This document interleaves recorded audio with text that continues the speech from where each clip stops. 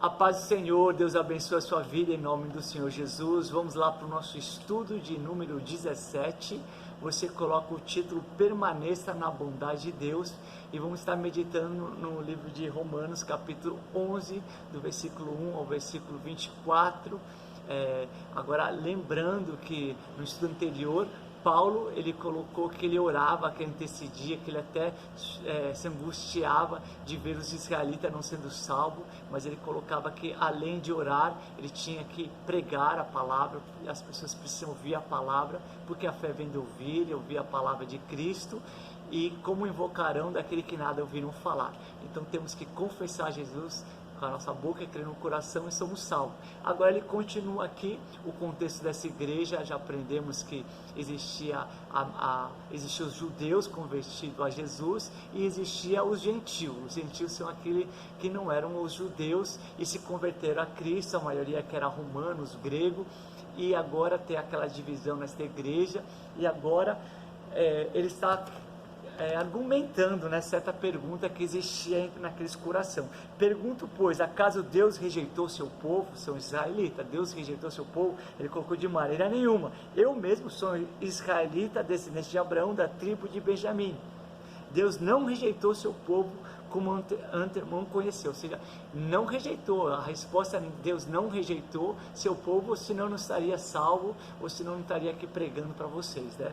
E aí ele coloca assim: ou vocês nunca viram na escritura, como também questionou Elias, né? Elias, aquele profeta que quando estava escondido numa caverna, clamou a Deus, dizendo que ele era o único que tinha sobrado, ele dizendo para Deus matar todos os teus profetas, e Deus respondeu para ele, né? Aqui diz que Deus respondeu para ele, falou: não, eu tenho mais 7.000 homens que não se prostraram a Baal, ou seja, que eu guardei, ou seja, o que Paulo está falando, não é só ele que era salvo, muitos outros judeus também eram salvos, também estavam fazendo a obra do Senhor, ou seja, Deus não rejeitou seu povo. Essa era a resposta. Aí, então, a próxima pergunta aqui, do versículo 11, ele fala assim: novamente pergunto, acaso tropeçaram, está falando dos israelitas, eles tropeçaram, ou seja, aqueles que tanto buscavam, aqueles que tanto queriam a salvação, aqueles que tanto buscavam a justiça de Deus, tropeçaram. Aí ele fala assim: para ficarem sempre caídos? Ele falou: de maneira nenhuma, ao contrário, por causa da transgressão deles veio a salvação para o gentio, para provocar ciúme Israel. Ou seja, eles caíram, mas não para ficar sempre caído, pelo contrário, eles caíram e por não receber a salvação, mas por causa disso veio a salvação aos gentios. Ou seja, se eles não tivessem rejeitado, o evangelho não teria sido espalhado para as outras nações, mas foi espalhado. Isso é soberania de Deus, mas diz que isso foi para provocar ciúmes também. Agora os israelitas, eles têm ciúme de ver o povo de Deus, um povo santo, um povo separado, um povo que adora o Senhor, ou seja, a igreja de Cristo, amém? Mas se a transgressão deles significa riqueza para o mundo, e o seu fracasso riqueza para o gentio, quanto mais significará a sua plenitude. Ou seja, se os israelitas, por ter caído, trouxe tanta bênção ainda para todos os povos, agora quanto mais eles se levantando, quanto mais eles recebendo a salvação, né, muito mais bênção trará. É isso que ele está colocando aqui. Pois a rejeição deles é a reconciliação do mundo, ou que será da sua aceitação, senão vida entre os mortos, né? Aí ele coloca assim: se alguns ramos foram cortados, e vocês, sendo oliveira brava, foram enxertados, ele vai usar aqui um exemplo de uma oliveira, né, que foi cortada, os ramos foram cortados, e ele vai falar que alguns desses ramos que são israelitas, por causa da incredulidade, foram arrancados dessa oliveira, e nós que somos uma oliveira brava, ou seja, existe a oliveira cultivada, protegida, existia aquela selvagem lá fora, uma brava. Nós que éramos a brava, fomos enxertados. Deus nos enxertou na verdadeira oliveira, né? Ele fala assim: foi enxertado entre os outros e agora participa da seiva que vem da raiz da oliveira cultivada. Não se glorie contra esses ramos, ou seja, está falando aqui para os gentios: não se glorie de ver Israel caído, não ache que vocês são melhores que eles, não ache que Deus ama mais vocês do que ama eles. Eles foram cortados, vocês foram enxertados, mas não por suas obras, não porque vocês são melhor que ele. Ele coloca assim: isso é pura bondade, olha só. Não se glorie contra esses ramos, se o fizer, saiba que não é você que sustenta a raiz, mas a raiz sustenta você, ou seja, é só misericórdia, você é apenas um ramo, né? Então você dirá: os ramos foram cortados para que eu fosse enxertado? Sim, você está certo. Eles, porém, foram cortados devido à incredulidade, ou seja, por causa da incredulidade eles foram cortados. Não podemos ter incredulidade, temos que crer em Deus, crer em Jesus, crer na palavra, amém? E você permanece por causa da fé. O que nos torna vivo em Cristo é a nossa fé. Temos que permanecer nele com fé. Não se orgulhe, ou seja, o orgulho, nunca podemos nos orgulhar, achar que somos salvos, que somos escolhidos, porque somos melhores que os outros. Era o que estava acontecendo aqui. Essa igreja, os gentios agora estão meio que zombando dos israelitas por eles terem tropeçado, né? Ou seja, se os dois estivessem correndo e você vê Israel caindo, como Paulo colocou, tropeçou, você vai dar risada? Eles não estavam tendo compaixão nem misericórdia. Então, isso estava trazendo orgulho. Ali coloca assim: não se orgulhe, mas tema, pois se Deus não poupou os ramos naturais, também não poupará vocês.